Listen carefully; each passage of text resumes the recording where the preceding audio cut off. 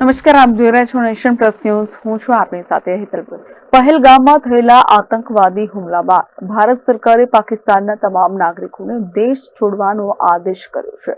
ત્યારે ગુજરાત પોલીસે પણ ઘૂસણખોરો પર સર્જિકલ સ્ટ્રાઇક કરી છે. ગુજરાત સરકારે રાજ્યના મોટા શહેરોમાં તેમજ ગામડાઓમાં ગેરકાયદેસર રહેતા વિદેશી નાગરિકોને તાત્કાલિક પકડીને કાર્યવાહી કરવાની સૂચના આપી હતી. એટલું જ નહીં, આ માટે પહેલેથી પ્લાનિંગ કરવામાં આવી રહ્યું હતું. તમામ મહત્વના પોલીસ કર્મચારીઓને સૂચના આપવામાં આવી હતી. રાતના 2 વાગે ક્રાઇમ બ્રાન્ચની કચેરીએ ભેગા થવાનું જણાવવામાં આવ્યું હતું. ત્યારે ગતરોજ વડોદરામાં વિશ્વામિત્રી પ્રોજેક્ટ અંતર્ગત ચાલી રહેલા કામની મુલાકાતે આવેલા ગૃહ રાજ્યમંત્રી હર્ષ સંઘવીએ કહ્યું હતું કે ભારત સરકાર દ્વારા પાકિસ્તાન સામે કડક પગલાં લેવામાં આવી રહ્યા છે, જેના ભાગરૂપે કોઈ પણ પ્રકારના વિઝા લઈને પાકિસ્તાનીઓ આવ્યા હશે તે તમામ પાકિસ્તાનીઓને ભારત સરકારે આપેલી સમય મર્યાદામાં દેશ છોડવો પડશે. એમાં કોઈ બાંધછોડ કરવામાં આવશે નહીં. તો સાથે જ પહેલગામમાં થયેલા આતંકવાદી હુમલા બાદ ભારત સરકારે પાકિસ્તાનના તમામ નાગરિકોને દેશ છોડવાનો આદેશ કર્યો છે. ત્યારે ગુજરાત પોલીસે પણ ઘૂસણખોરો પર સર્જિકલ સ્ટ્રાઇક કરી છે. 25 એપ્રિલની મોડી રાતથી અમદાવાદ અને સુરતમાં પોલીસે વિવિધ ટીમો બનાવી અલગ અલગ વિસ્તારોમાં રેડ કરી હતી. આ કાર્યવાહીમાં મોટી સંખ્યામાં વિદેશી નાગરિકો ઝડપાયા છે, જેમાં મોટાભાગના બાંગ્લાદેશીઓ છે. અમદાવાદમાં crime branch, SOG, EOW, zone 6 અને પોલીસ હેડક્વાર્ટરની ટીમોએ મળીને સંયુક્ત ઓપરેશન હાથ ધર્યું હતું, જેમાં સવારના 3 વાગ્યાથી ચંડોળા તળાવના આસપાસના વિસ્તારમાંથી 457 વિદેશી નાગરિકોને પકડી પાડ્યા હતા. તમામ શંકાસ્પદ લોકોને દોરડા વડે કોર્ડન કરીને ક્રાઇમ બ્રાન્ચના ગ્રાઉન્ડમાં લઈ જવાયા હતા. આવી જ રીતે સુરતમાં પણ ઘૂસણખોરોને પકડી પાડવાનું ઓપરેશન રાત્રિના 12 વાગ્યાથી સવારની 6 વાગ્યા સુધી હાથ ધરાયું હતું. સુરત પોલીસની 6 ટીમ જોતા 2 ડીસીપી, 4 એસીપી અને 10 પીઆઈ સહિત 100 પોલીસ કર્મીઓ હાજર હતા.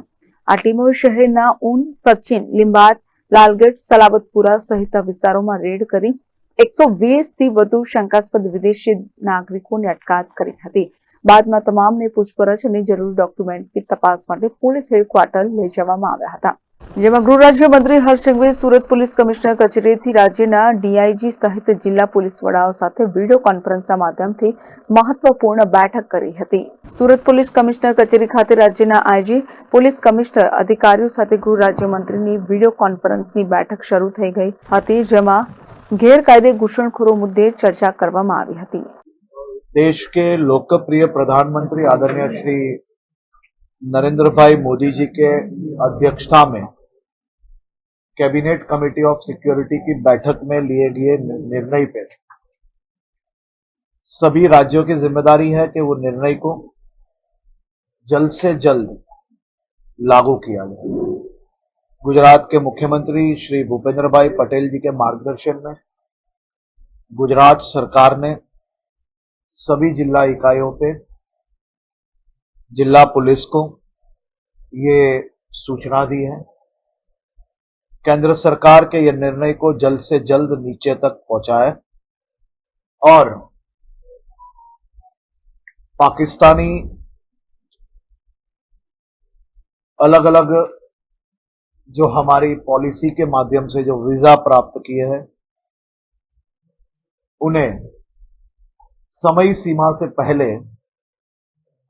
भारत से वापस पाकिस्तान लौटाने की व्यवस्था की जाए. खास तौर पे उन्हें वापस भेज लेने के लिए सभी एसपीज को ये सूचना दे ली गई है और ये सूचना का पालन आज ही मतलब कि समय जो सीमा तय की है उससे पहले कर लिया जाएगा. इसके साथ साथ सभी जिला पुलिसों को स्पष्ट निर्देश दिए गए हैं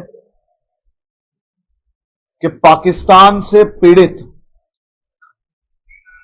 पाकिस्तान में जो हिंदू भाई बहन जो लघुमती है उन पे जिस प्रकार का जुर्म किया जा रहा था, जो भारत में खास तौर पे ऐसे पाकिस्तानी हिंदुओं को किसी भी प्रकार की परेशानी ना हो, इसका भी खास तौर से ध्यान रखा जाए. ये भी सूचना स्पष्ट सभी डिस्ट्रिक्टों को दी गई है.